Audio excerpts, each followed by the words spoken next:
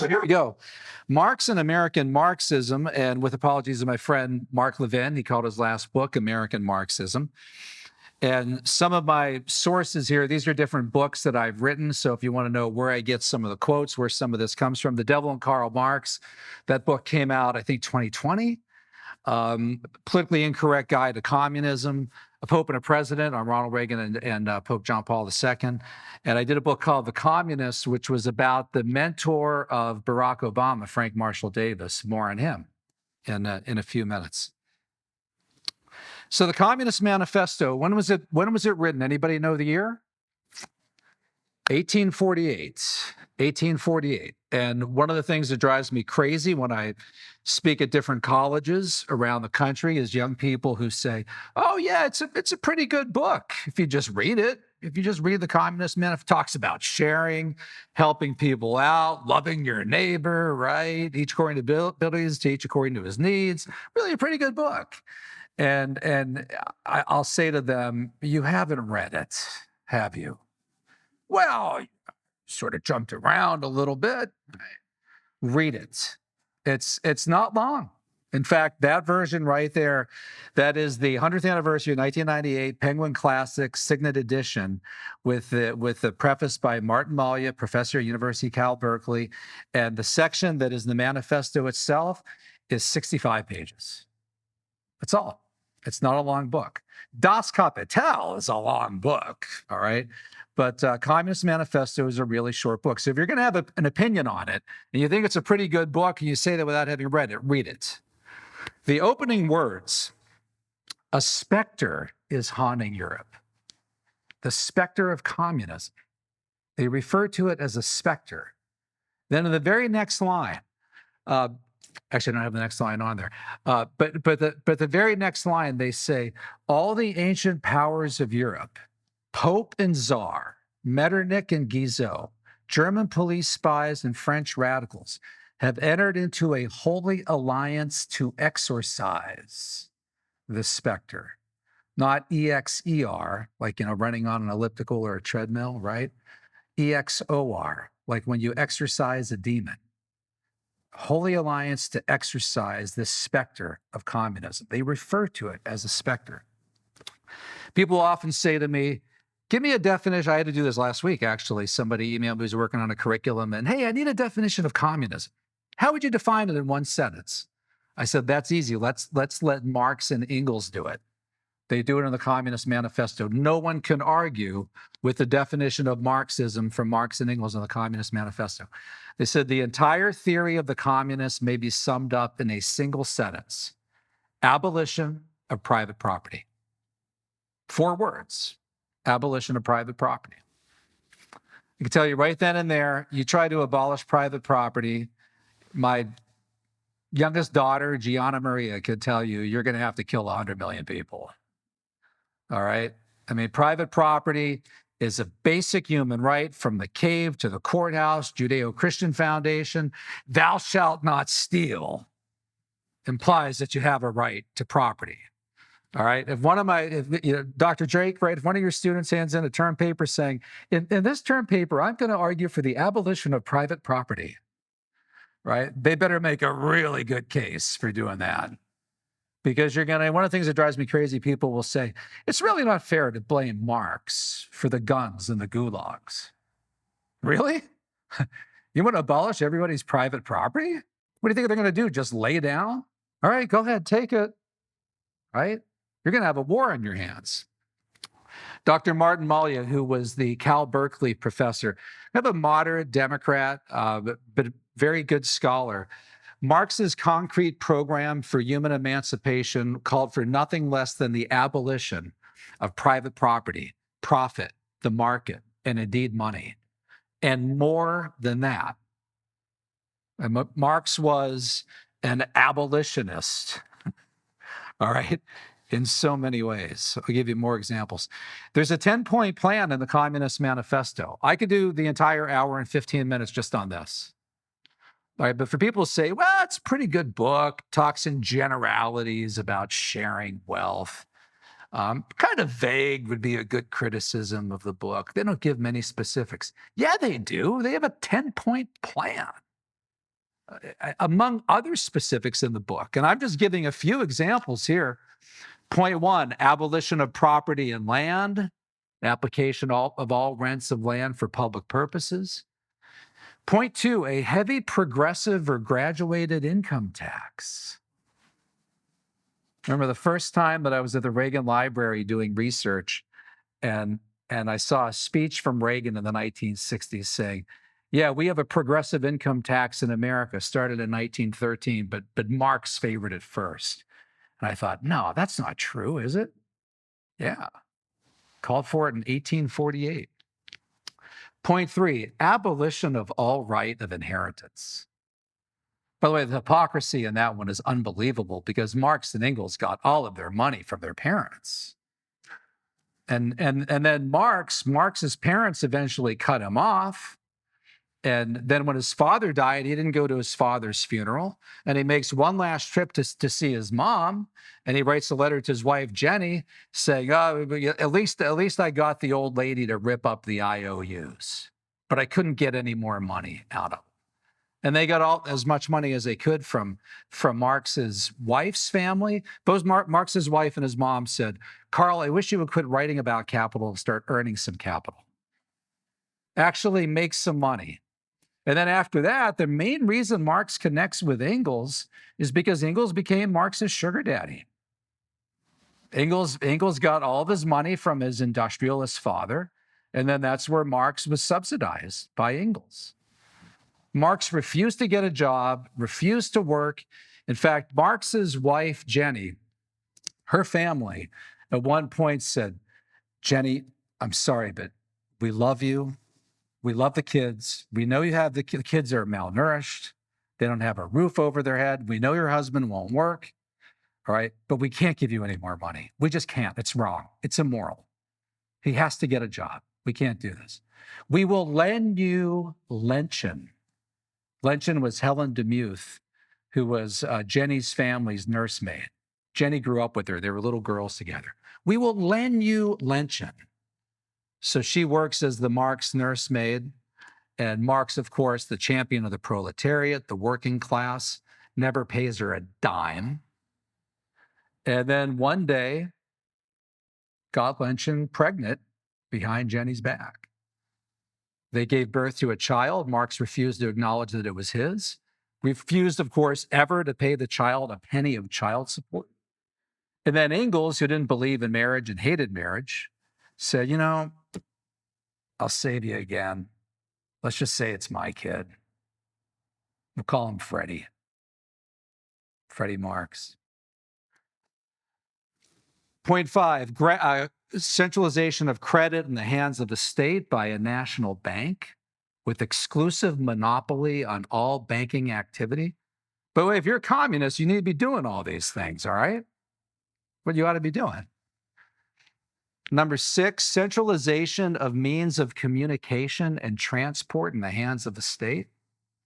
So today you would take, this is why what's especially crazy is to meet Marxists today who say, well, I mean, Marx maybe got right some of the excesses of the Industrial Revolution, right? Well, yeah, but I mean, you know, so did the churches, so did Charles Dickens, right? I mean, come on.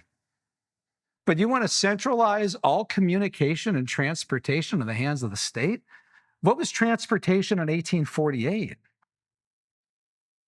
Yeah, I mean, by the way, do we even have trains yet? I don't think the Transcontinental Railroad was built yet. Shipping? Maybe. There's no cars. There's no planes. Today, a Marxist today would have to do all of that. What was communication? Newspapers, I guess. No phones, right? I mean, this would be impossible to do today. Impossible. So maybe making somewhat of an argument for it in 1848, but you know, look out the window. It's not 1848 industrial Germany or Britain out there right now. 9, this is my favorite. Gradual abolition. I told you he wants to abolish everything. Gradual abolition of all the distinction between town and country. That should give you a pause right there. How, where are we going with this one, right? Gradual abolition of all the distinction between town and country. Who's going to do that? How? By a more equitable distribution of the population across the country.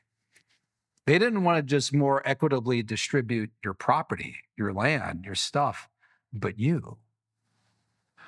So you take the people out in the cities and you more equitably distribute them out into the countryside, right? For all those Marxists in Manhattan working at the coffee shops, right? Got news for you guys, all right? We're going to take a whole bunch of them. We're going to drop you in the middle of rural Tennessee, all right? We're going to drop them in, my home county of Butler, Pennsylvania, right? We're going to put you there with all the MAGA supporters, all right? Enjoy, right? More equitable distribution of the population, right? Out of the cities. It's no longer flyover country. You're going to live there. Point 10, free education for all children in public schools. And one of the first things that all the communists do is they ban home education, private education, religious education, and put everyone into government collectives. Marx and Engels conceded, right? Of course, in the beginning, this cannot be effected except by means of despotic inroads. For people that are reading this saying, don't they realize this required despotism, tyranny to do this? Actually, yeah, it did. Now, the people today are like, yeah, I think communism's a pretty good idea. The manifesto talks about sharing. I mean, come on, read the book. Marx and Engels could have told you, well, read our 10-point plan, as we say in the preface to it. It's going to require despotism to do this. Of course. Abolition of all right of inheritance, forcibly, equitably distributing you, abolishing all property, despotism, guns and gulags. Did you know that this was in the Communist Manifesto, that book that talks about loving your neighbor? Do you charge us with wanting to stop the exploitation of children by their parents? To this crime, we plead guilty. But you will say, we destroy the most hallowed of relations when we replace home education by social. Long before they were trying to ban homeschooling in California in the 2020s, these guys were doing it. And by the way, the relationship between parents and children is hallowed. It is hallowed. Marx railed against what he called the disgusting bourgeois claptrap about the family and education and the hallowed correlation of parent and child. Marx and Engels on race. This is very offensive. And I probably shouldn't read it. You guys could take pictures of it. It's a really important thing to know about these two guys that does not get taught. Marx and Engels in today's cancel culture should have been canceled for this a long time ago.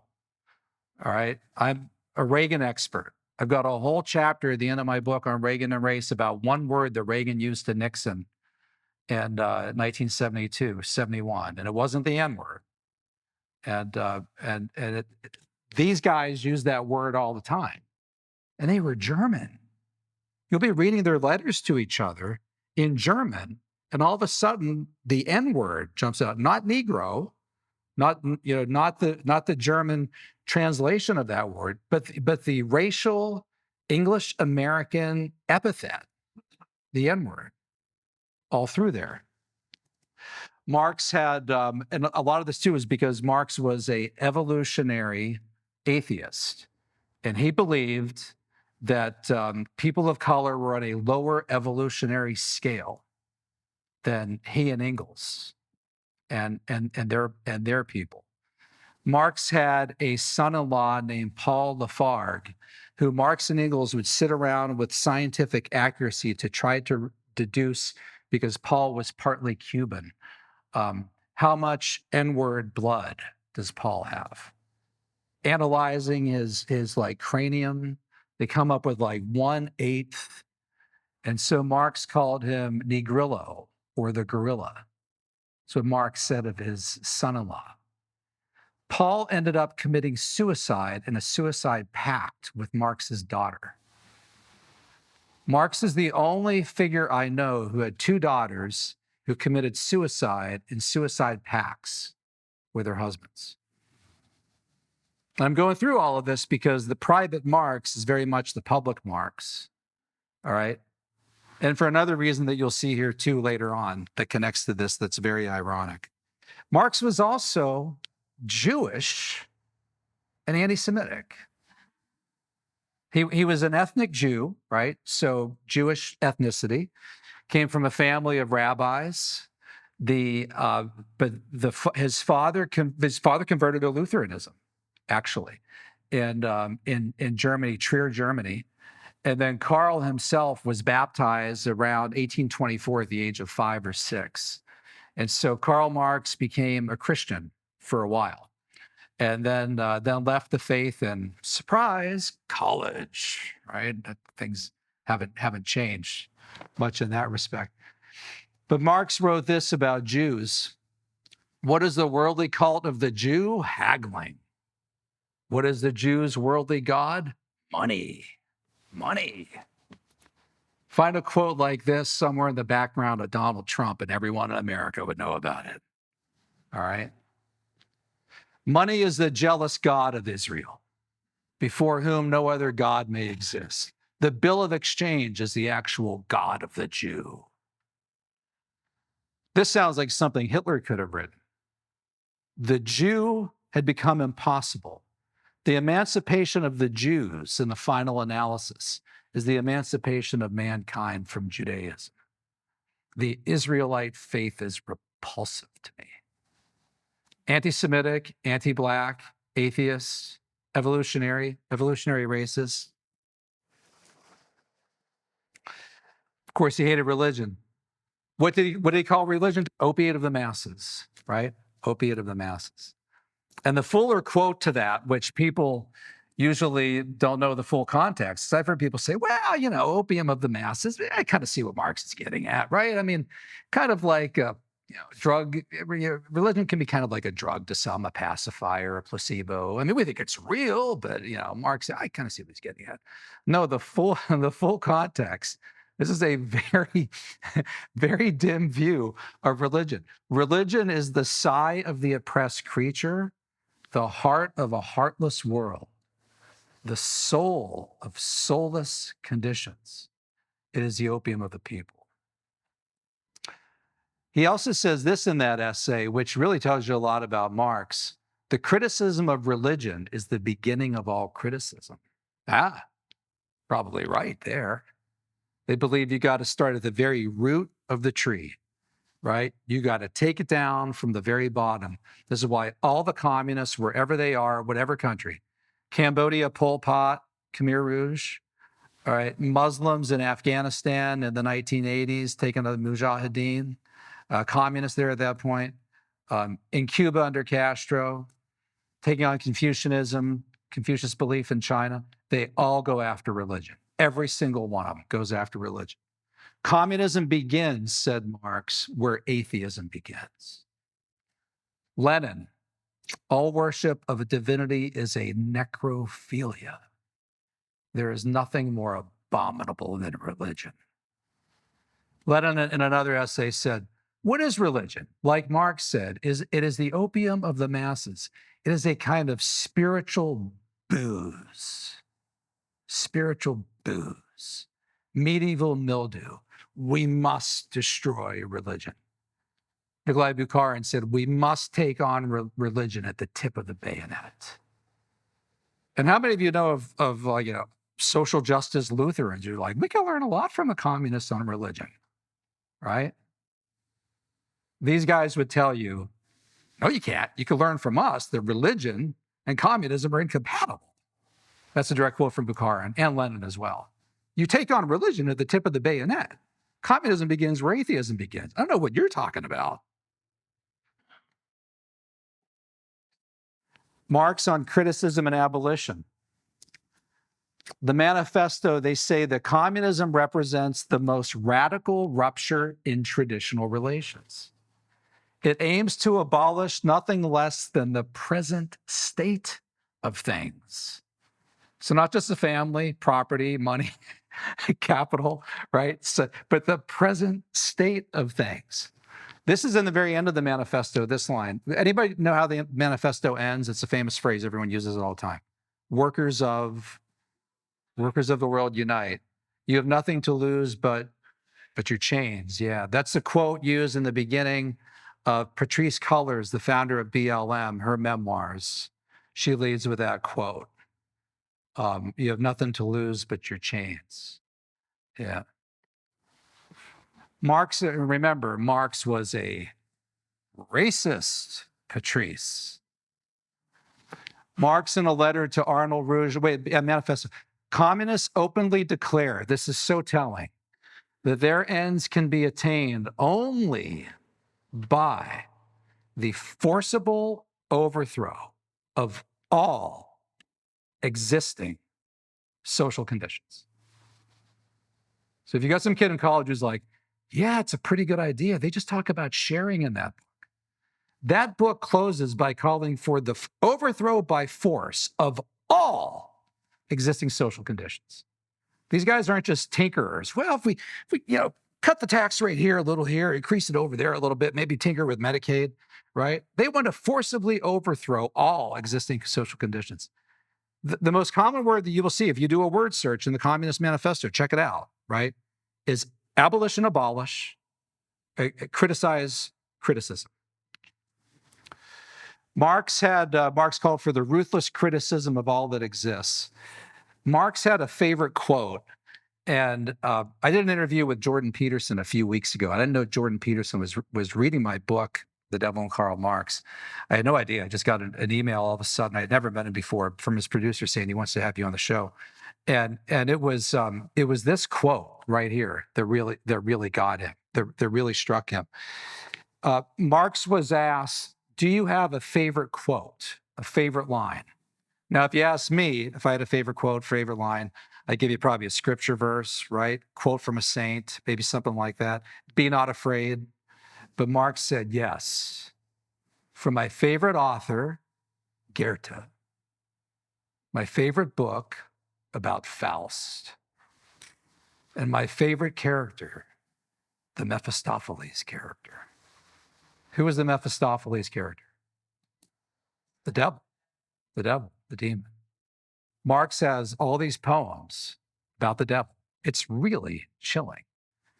And Marx fancied himself not an economist. He's clearly not an economist. Not so much a philosopher, but a poet. He wanted to be a poet. And he wanted to write the Faust of his age. And he said, yes, my favorite line. Marx's daughter said, he would chant this. We'd be walking along and he would chant this line. Everything that exists deserves to perish. Everything that exists deserves to perish. Dennis Prager said to me, he read that and he said, that's pure nihilism. And I actually was talking to Peterson about that. Peterson said, no. It's worse than nihilism, right? I mean, this is about burning everything completely down, starting all over, which is why they had to go after God. Everything that exists deserves to perish. Do you know that this was in the Communist Manifesto? That lead line, blessed is he who has no family, Marx wrote that in a letter to Engels. Blessed is he who has no family. I don't think that's one of the Beatitudes, right? Abolition of the family. Even the most radical flare up at this infamous proposal of the communists. So when they're writing in 1848, Communist Manifesto, abolition of the family is already an infamous proposal of the communists. Is there anything that they don't want to abolish? Well, remember they said they're calling for the abolition of the present state of things. They want to abolish everything. Read the book. All right. Unfortunately, it becomes reality when these three dudes, devils, take over. Who are they? Stalin, Lenin, Trotsky.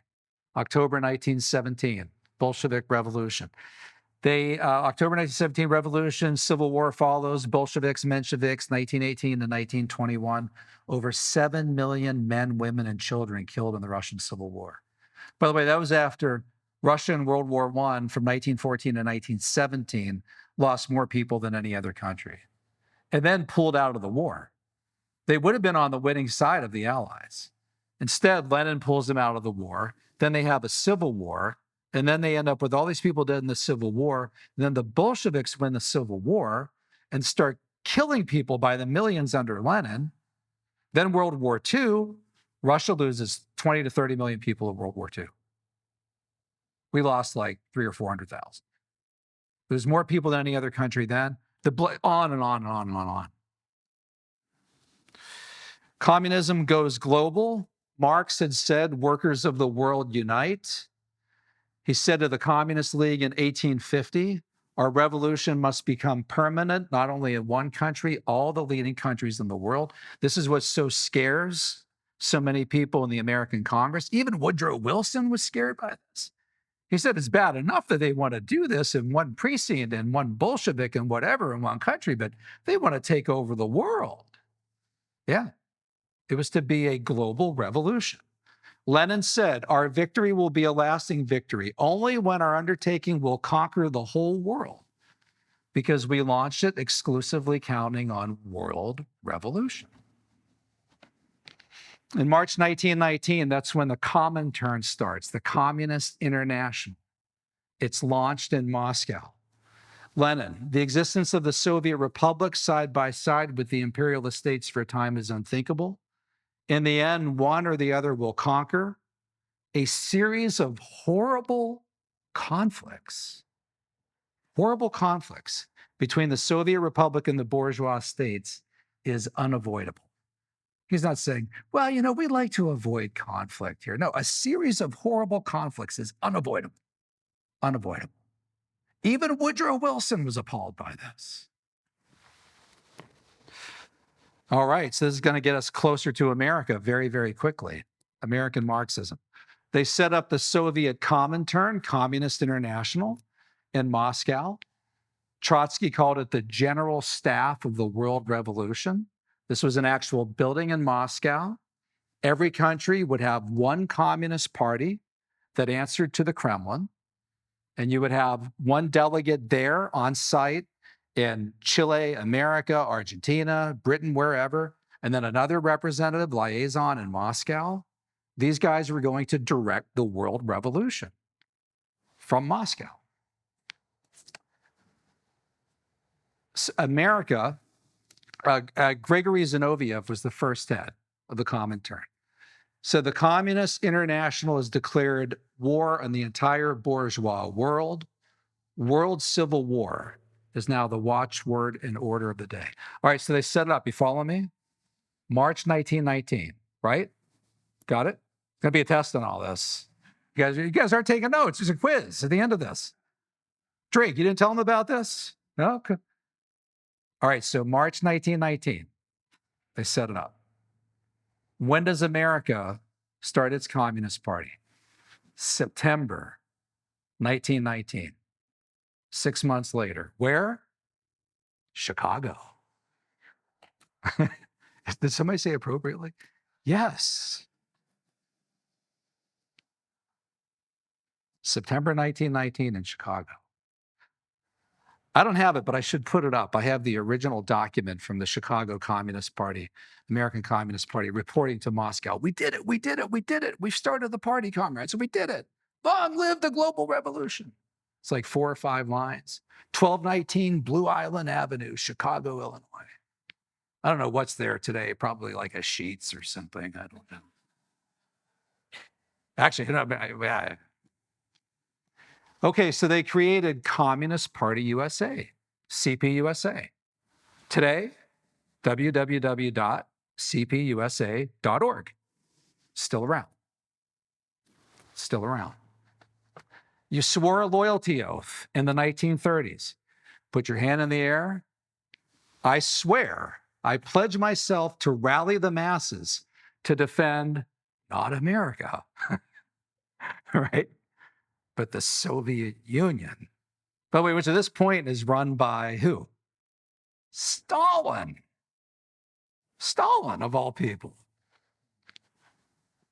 I pledge myself to remain at all times a vigilant defender of the Leninist line of the party, the only line that ensures the triumph of Soviet power in the United States. My late great friend Herb Romerstein, who was a mentor to me, a former communist, he said, Paul, you got to understand, they considered themselves loyal Soviet patriots. They were American citizens, yes, but only to undermine America because they were pledged to the Soviet Union. By the way, this is why most American communists remained small c communists and didn't actually join the party because they didn't want to swear the loyalty oath to Stalin, right? I mean, because that was, if you met somebody who was actually a CPUSA member, that's the real McCoy, all right? Communist Party USA head William Z. Foster wrote the book, Toward a Soviet America. Foster was one of the early founding board members of the ACLU, the American Civil Liberties Union, which was headed by Roger Baldwin and Harry Ward, the Methodist minister, known as the Red Dean of American ministers. And Baldwin's book was called Liberty Under the Soviets. Langston Hughes, who's now required reading in American public schools, right, as a great civil rights leader, said, put one more S in the USA. The USA, when we take control, will be the USSA.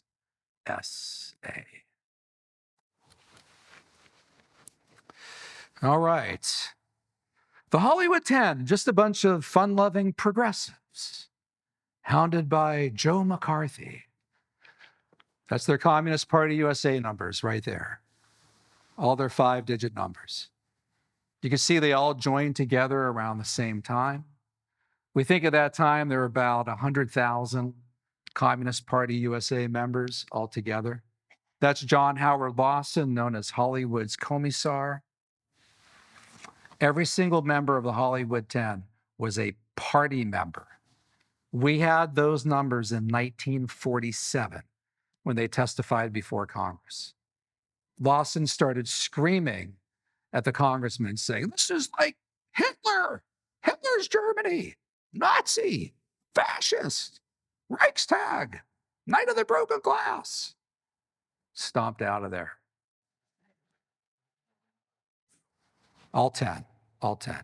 Now, you can make an argument about whether or not it was right they should have been blacklisted, all right? But when you guys get to college and the professor says that they're just a bunch of fun-loving progressives, they were all party members. And the only one of the 10 that ever showed any regret was Edward Dmytryk. He said, yeah, a real big moment for me was when we were with a group of them and they said that they, in a war between the US and the Soviet Union, they would fight for the Soviet Union. Of course, that was their country. That's what they pledged a loyalty oath to. By the way, Joe McCarthy had nothing to do with these guys because these guys testified before the House Committee on Un-American Activities. What was McCarthy? A senator. Yeah, he came later.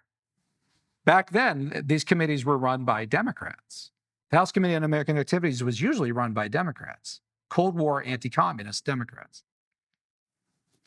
Two of the leading screenwriters, Dalton Trumbo, he said, every screenwriter worth his salt wages a battle in his own way, a kind of literary guerrilla warfare. You cannot abandon the medium of film. That would be tantamount to abandoning the struggle altogether. And this is what John Howard Lawson wrote. This is very clever. And this happens today all the time in other ways with other issues that the far left does when they're trying to put in a message in a movie, a Disney movie or whatever, right? It'll be very subtle and you'll point it out and someone in the room, oh, Dad, come on, that's paranoid. That's not what they're trying to say. As a writer, do not try to write an entire communist picture. No way. You'll be outed right away. Try to get 5 minutes of communist doctrine, 5 minutes of the party line in every script that you write. It is your duty to further the class struggle by your performance. You have to be subtle. Frank Marshall Davis, that was Obama's mentor. That's the guy that I wrote the book, The Communist, about. Frank's Communist Party USA number was 47544. When he was called to testify before the Senate Internal Security Subcommittee, he pleaded the Fifth Amendment to the Constitution. That's what they all did. The right against self-incrimination, which they have a right to do, including as American citizens, even though they've pledged a loyalty oath to Stalin's Soviet Union. And by the way, if they get their USSA, what's going to be the first thing shredded through the shredder, right? The Constitution, right? He was placed on the FBI's Federal Government Security Index, which meant that if a war broke out between the United States and the Soviet Union, Obama's mentor, Frank, who he talks about throughout all Dreams from My Father, though he never gives his full name, could have been immediately arrested, right, as a security threat. His underground description for the party in Hawaii was the church. That's what they called it. Ronald Reagan said, well, yeah, Marxism, Leninism, that religion of theirs, They treated it like a religion. Raymond Aron called Marxism the opium of the intellectuals. That's Frank Marshall Davis's actual FBI file, which I got declassified. It's about 600 pages. You can see that he's listed on the security index. You can see his CPUSA number up there. Here are some infamous American communists. Who's on the left? The Rosenbergs, Ethel and Julius Rosenberg, who were executed in 1953 for selling secrets to the Soviets. By the way, this was the concern. This is why people made a big deal about Oppenheimer and his loyalties. You know, Dr. Oppenheimer, are you a small C communist or a large C? We know your brother's a communist. We know that your mistress is a party member from Berkeley. I mean, were you writing checks to the party? Because if you were a member, then you swore a loyalty oath to the Soviet Union, right? We don't want you to give Stalin the bomb. They helped do that. They were executed. They were executed for it. There is now an official Ethel Rosenberg Memorial Day established by the New York City Council. Lee Harvey Oswald is there holding in his right hand a copy of The Militant, the American Trotskyist publication. Bernie Sanders was a Trotskyist. The Militant is still around to this day.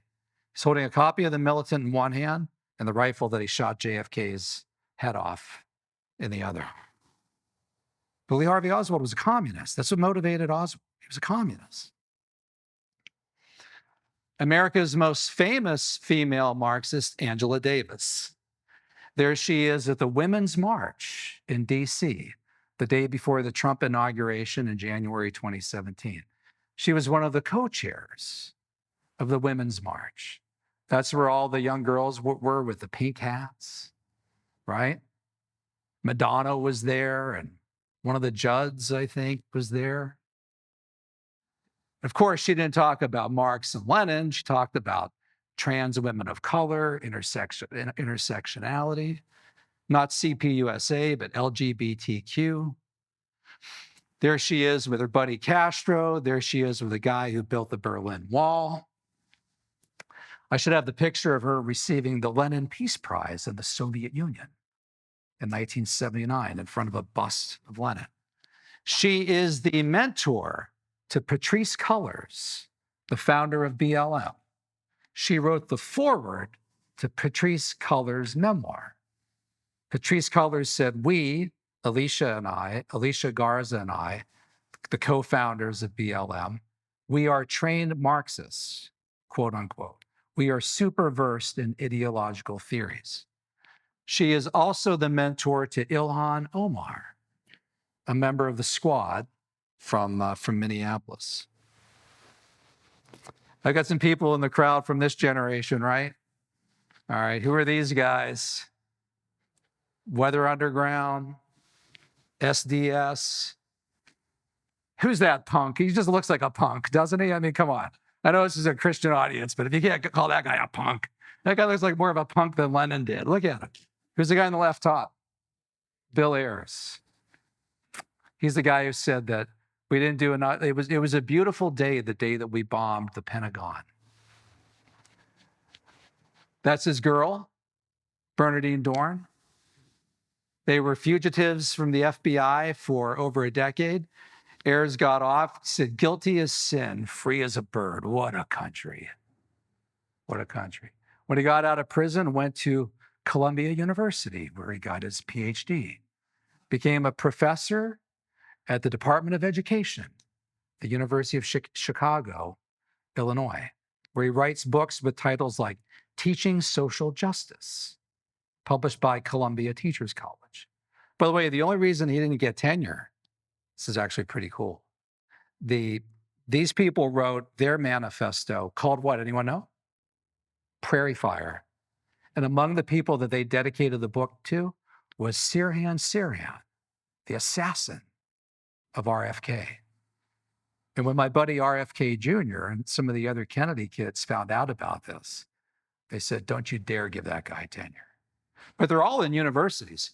She is a child care advocate and attorney at Northwestern University Law School. Bernardine Dorn is. And who's this? Mark Rudd, who shut down Columbia, this time, April 1968. So they were with SDS, Students for a Democratic Society. Then they founded the Weather Underground. In 2008, they suddenly all reemerged. They started a group called Progressives for Obama. Progressives for Obama. Their hero is Che Guevara, our revolutionary martyr and saint for the coming funeral of the United States of America. We wanted to be, so like Christians want to be like Christ, we wanted to be like Che, our revolutionary martyr and hero. Modern Marxism today, what's so difficult today is they're doing different forms of it. They're applying it in entirely different ways. So they're taking the general Marxist superstructure, all right? You follow me? I got a couple slides of this. Oppressed versus oppressor. This is what's so simplistic about Marxism. You're in one of two camps, right? Bourgeoisie, proletariat. Oppressed versus oppressor. You're in one or the other, all right? And if you're oppressed and you don't know it, you need to be taught that you're oppressed. This is where you need the vanguard, the cadre, the SDS, the people come from Columbia with the degrees. They need to come in and educate you and teach you. They call this consciousness raising.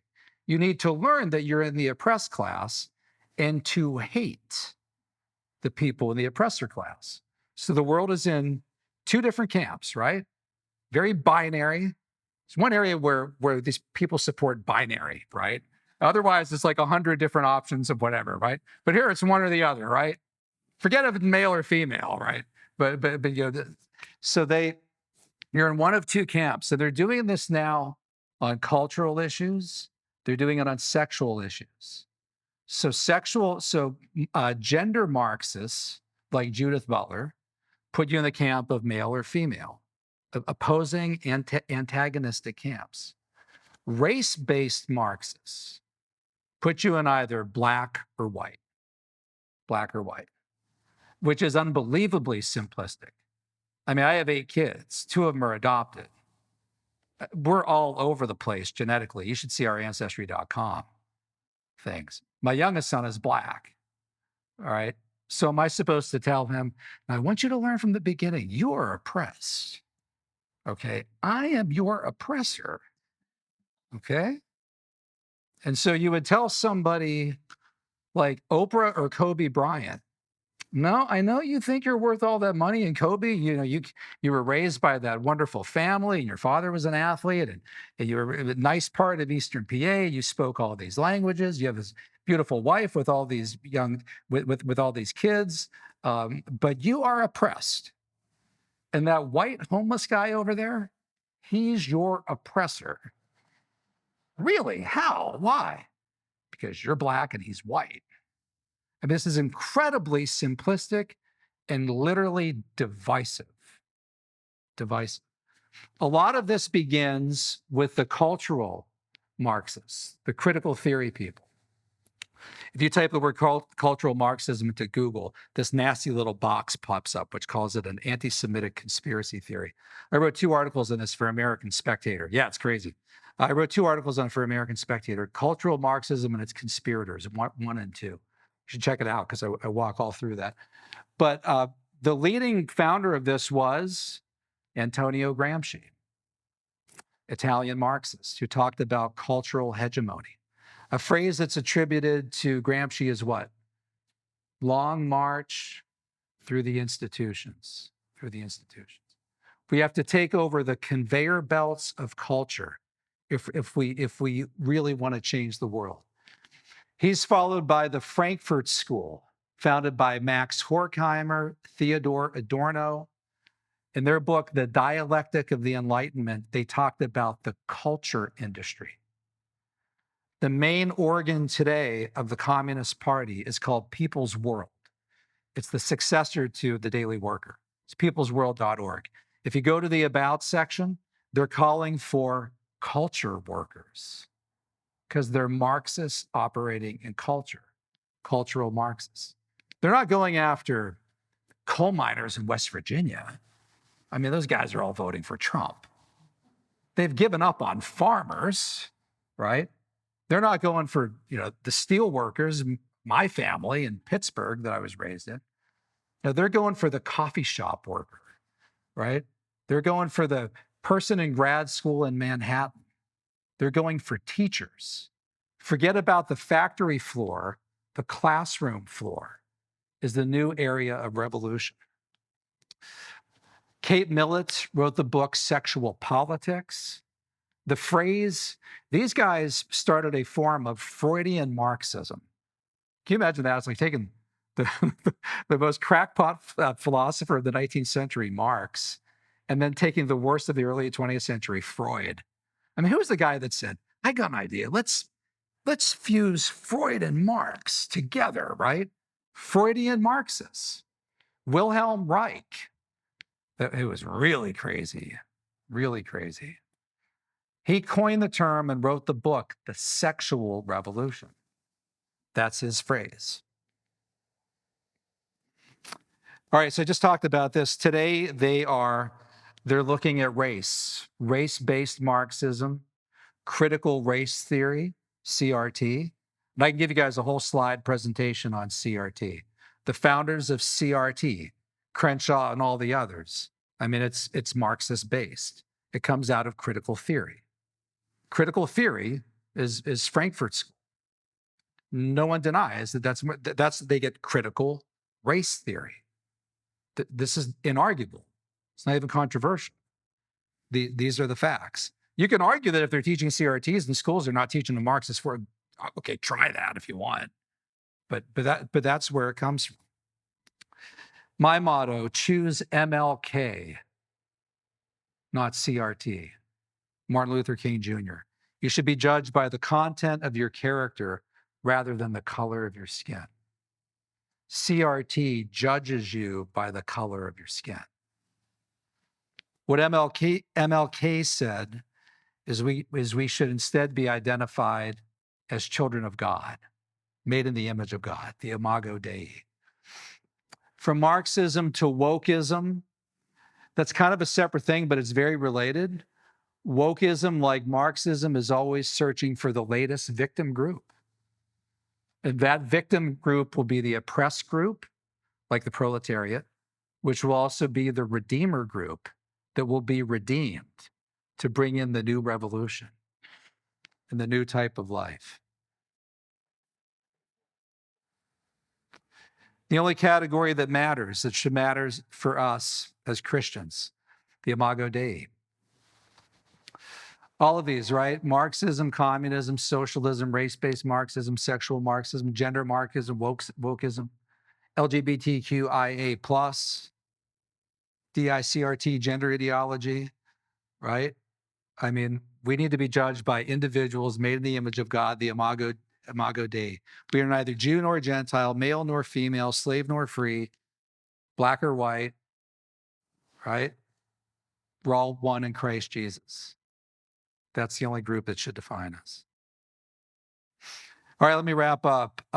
Communism overall in the 20th century was this is where it gets deadly serious, was responsible for the deaths of over 100 million people. That's according to the Harvard University Press book, the Black Book of Communism. Over 100 million. And if you really break it down, who's that guy? Vladimir Lenin. Where? Red Square, today. Today. The Black Book of Communism says that China killed more than any other country, 65 million. Under who? Mao. The Black Book says that Stalin killed only 20 million. The latest numbers we have on that, Alexander Yakovlev, who was Gorbachev's principal reformer in the Soviet Union, said, no, Stalin alone annihilated 60 to 70 million people. That's in Yakovlev's book, A Century of Violence in Soviet Russia, published by Yale University Press in 2003. Cambodia, under who?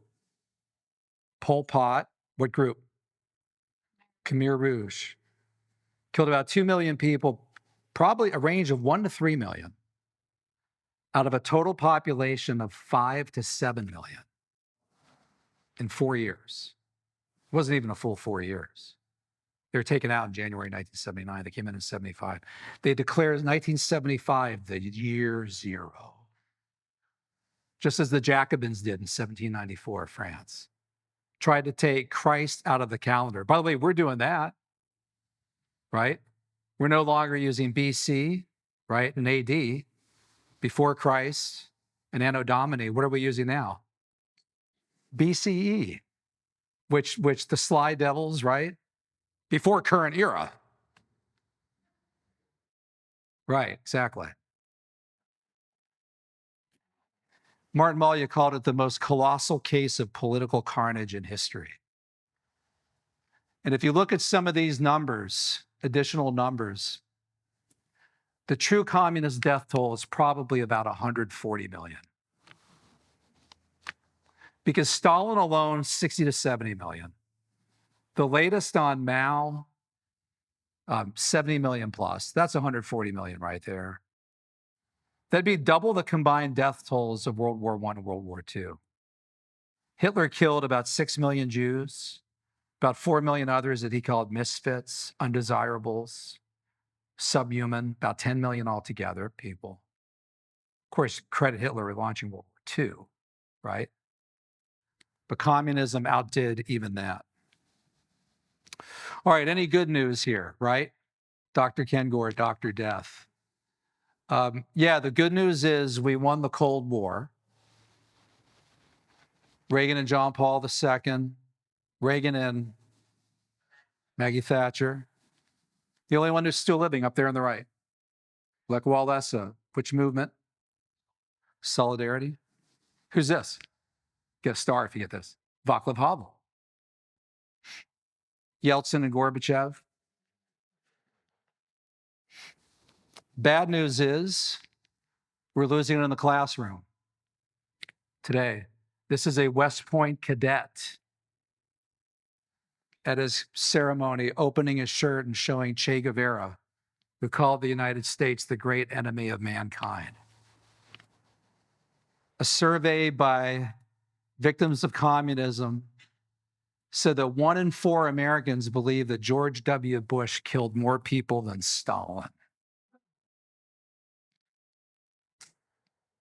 1 in 4. When they break that down, you think, oh yeah, those young people, they're not learning anything. It was people over 40, something like 30% thought Bush killed more than Joe Stalin. All right, so my solution to this, education, education, and education. Got to educate people, turn this around, teach them the truth, and try to have fun while you're doing it. These two are wearing t-shirts that says, communism killed 100 million people and all I got was this lousy t-shirt. So be willing to fight back. And finally, I beg you, quit sending your kids and grandkids to these lousy colleges. All right? That's a plug for Grove City College right there. At the American Spectator, we did a special print edition on recommended colleges. If you go to our website, spectator.org, look at the top left, you can order the whole print edition. We came up with 24 recommended colleges out of 4,000 in America. That's pretty bad. The good news is there are some safe places out there. But quit sending your kids there. There's Bill and Bernardine today as professors. There's Angela, right? Meet your new professor. All right. Dr. Kengor, could you help me understand why Christians uncritically accept public education? Yeah.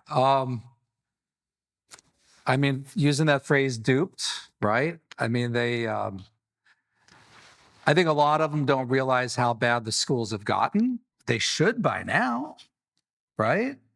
One of the things that happened during COVID was it produced a lot of homeschooling because a lot of people were able to sit next to their kid and find out what exactly, he or she was learning.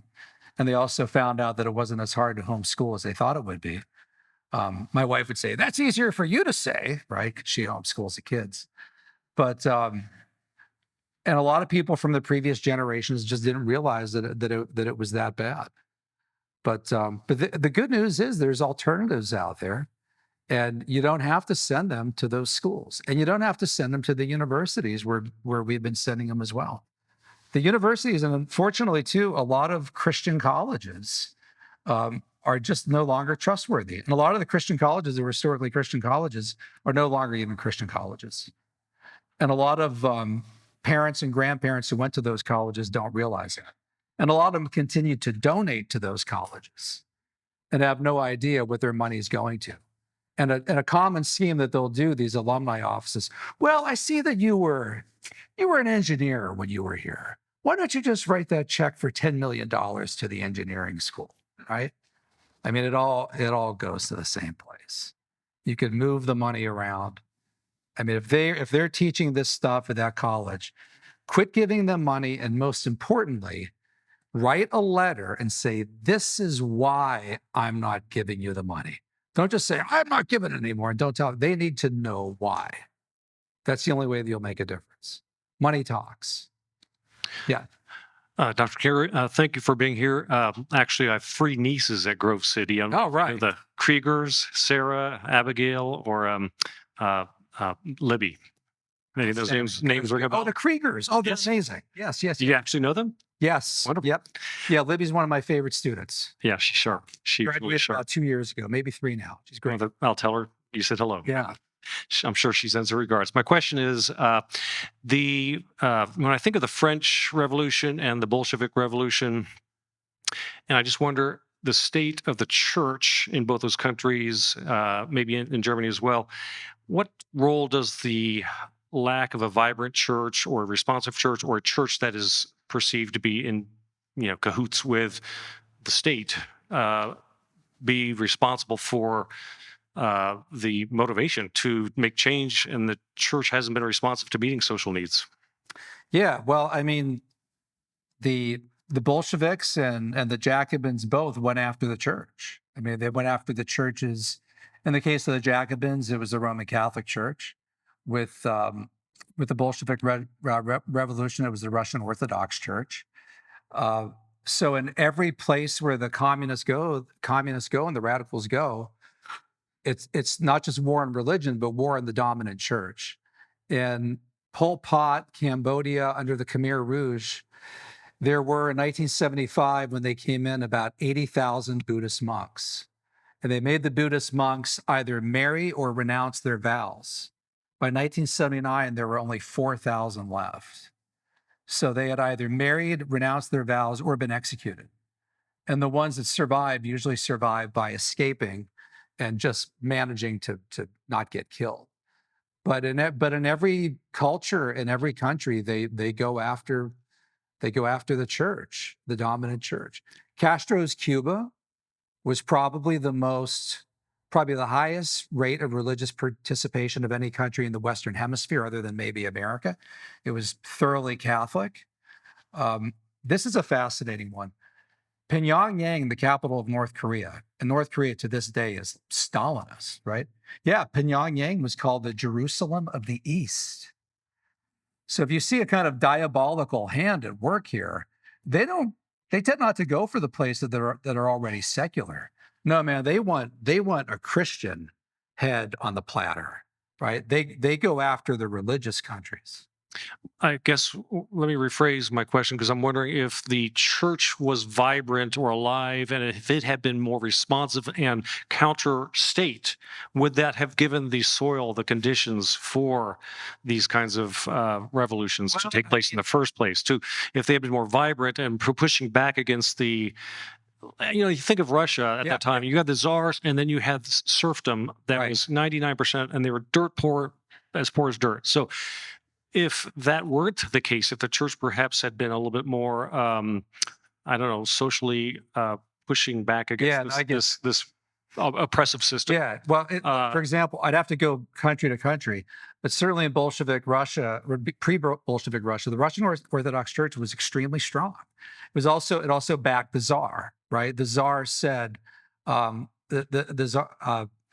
church said, honor God and honor the Tsar. And so what the Bolsheviks did was they targeted both the Tsar and the church at the same time and tried to link them together.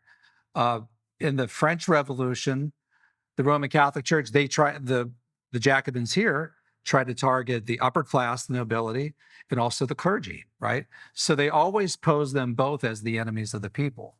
Now, are they successful at that? They never really win in any of these cases of majority. I mean, you'll note that in every single case, none of these regimes are voted into power, right? These are coups d'etat. They take over by violent means. They execute the Tsar and his family, right? Killed the Tsar and his minister. Anastasia screamed in vain, right? Rolling Stones. You come here, you get Lenin, you get the Rolling Stones. But yeah, in every case, they mercilessly went after the governing regime, the governing, the church body, and they never get elected. And if they do get elected, which they don't get in anyway, they never get reelected. They ban elections because they know that they never have the popular will. And so I'm always incredulous about historians that will say, well, the Jacobins had public support or the Bolsheviks had public support. If they would have held an election. The reason to this day that we still have an embargo on Cuba, the embargo would be lifted if Castro, according to the terms of the 1962 Cuba Embargo Act, would just simply hold free and democratic elections. But the Castros and the current guy in charge now, they won't hold free and democratic elections because they'll get elected out. That's why. North Korea, Kim, he's not going to hold an election. They would lose.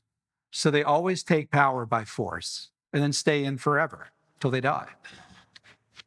I have a terrible question for you. Yeah. Were there any Lutheran colleges that were in the 24? Oh, man. I think one or two, but check. All right, I'll check the list.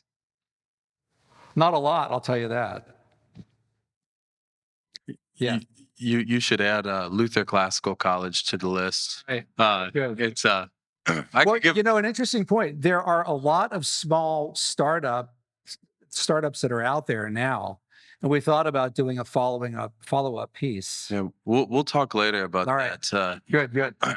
I read. Well, first, thank you so much. That was depressing, but really, really. It's depressing. Great to hear about.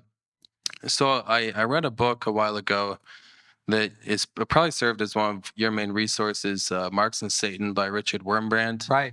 Same guy who wrote Tortured for Christ. Many of you have read that. Lutheran Patzer from Romania. Right. And one of the most chilling parts of the book was when he was describing the the transition from kind of the Christian background of Marx and Engels to the kind of Satanist, I guess, activities that they're delving into. And yet a hymn that Engels wrote, and it was actually a beautiful hymn. It was imploring for God's mercy. And then he describes how at college he, got into the arts and they started writing, ballads to Satan and things like this, or at least Marx did.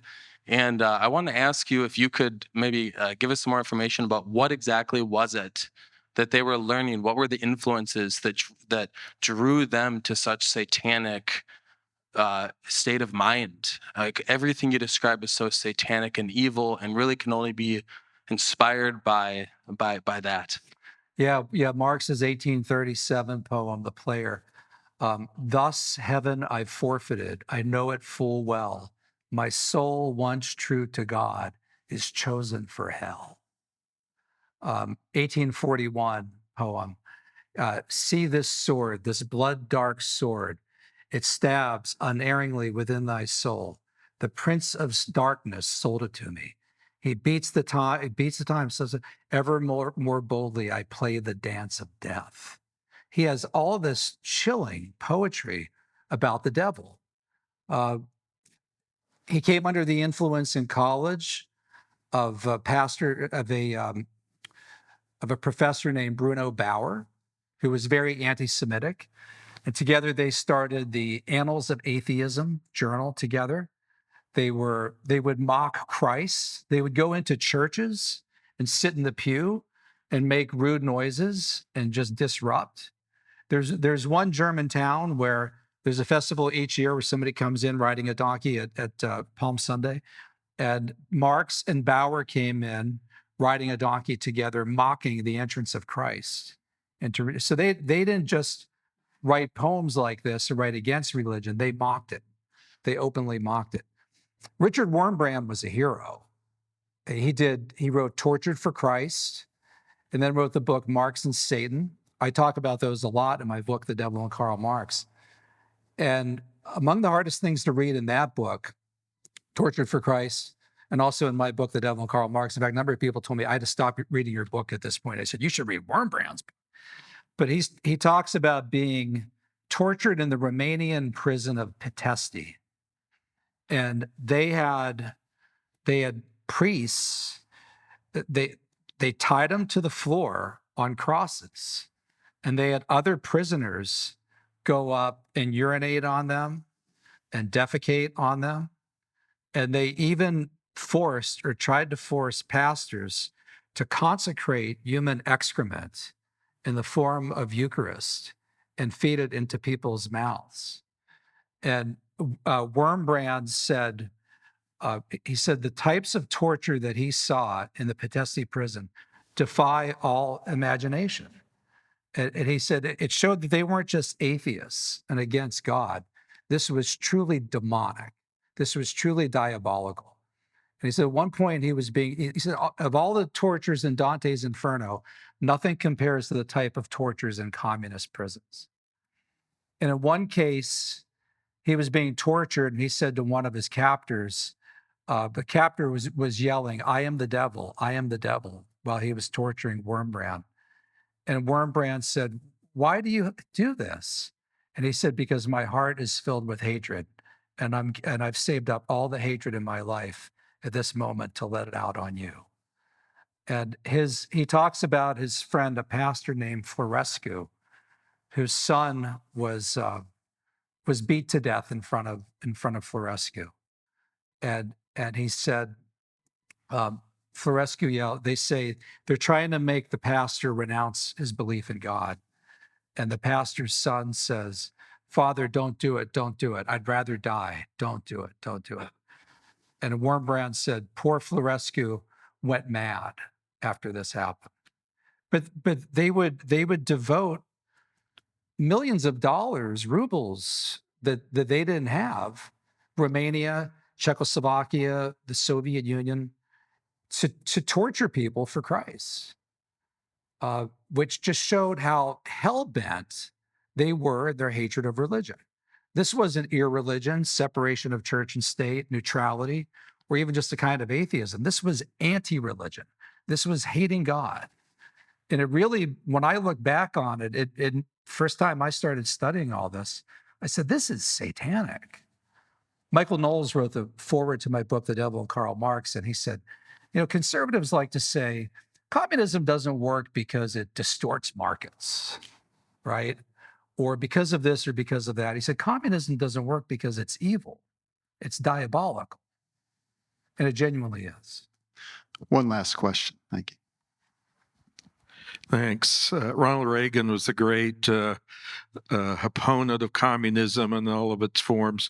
What do you say to conservatives today who are saying we should get away from the legacy of Ronald Reagan, that we should get away from his view of small government conservatism, free markets, opposition to authoritarianism, and instead they're developing, big government conservatism, and so on. What do you say to conservatives who are going to get rid of Reagan's legacy? Yeah, that's my next article for the next print edition of the American Spectator. It's a special edition on conservatism, and it's titled "Reagan Conservatism is Alive and Well." But I have a book called 11 Principles of a Reagan Conservative, and if you go through those 11, the conservative movement follows them today. And even Donald Trump, for being kind of a populist, right, and even a nationalist, and being for tariffs, and he probably checks the box on most of the 11, at least in terms of how he governed as president. Can I name all 11? Both faith, freedom, family, limited government, lower taxes, belief in the individual, the founder's wisdom and vision, sanctity and dignity of human life. And Trump, at least, I never thought he would be this in 2015 or 2016, but achieved more for the pro-life movement legislatively than Reagan ever did. Trump's 3 Supreme Court picks overturned Roe v. Wade. Amy Coney Barrett, Neil Gorsuch, and Brett Kavanaugh. Reagan gave you Anthony Kennedy, Sandra Day O'Connor, who both did Planned Parenthood v. Casey in 1992 and preserved Roe, which the Alito opinion overturned not only Roe, but Planned Parenthood v. Casey. Reagan's only good pro-life pick was Antonin Scalia. What else are the 11 principles? Peace through strength. Trump's all about that. Anti-communism, belief in the individual. So those principles are alive and well. What I think a lot of those conservatives today are lamenting is that today we lack the Reagan to communicate them. Right? It's not just the message, it's the messenger. If Trump wins in November, it will not be with over 50% of the vote. He'll either barely win the popular vote or lose to Kamala by like 1.5 and win the Electoral College. Reagan in 1984 was reelected with 60% of the vote. He won 49 out of 50 states. You know what the Electoral College count was in 1984? 525 to 13. Reagan in 1980 against the incumbent president won 44 out of 50 states, beat Carter by 10 percentage points, and won the Electoral College 489 to 49. Reagan twice won California, New York, New Jersey, my home state of Pennsylvania, and even Massachusetts. So those principles can win again, but you need the only state he didn't win, Minnesota. And people say, well, it's because he was running against Mondale in '84. He didn't win Minnesota in 1980. I mean, Minnesota has always been this just outlier in the Midwest. But what's needed, the message still works. You need the right messenger. What happened with the first conservative to run for president in 1964 was who? Barry Goldwater, killed by LBJ. It was said that Goldwater was conservatism with a frown. Reagan was conservatism with a smile. So you get the right messenger to go with the message, and that can happen again. It could win again. Thank you, Dr. Kengor. Thank you.